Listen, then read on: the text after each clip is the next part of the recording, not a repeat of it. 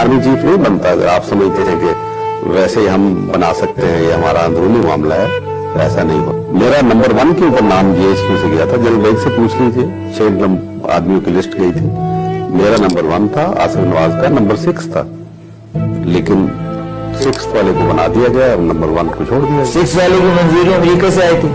मैं नहीं जानता, लेकिन ये एक बात तय है कि अमेरिका की मंजूरी के बगैर यहाँ आर्मी चीफ नहीं बना करते। ये हमारी आजादी जो है वो बिल्कुल बराए नाम है, हमें मुल्क दिया गया, लेकिन हमें आजादी तो नहीं। आप पहले जनरल हैं जिसकी लंबी दाढ़ी थी और आपने स्टैबो को और ट्रेडिशन को तोड़ दिया कि जनरल सिर्फ क्लीन शेव ही हो सकते हैं।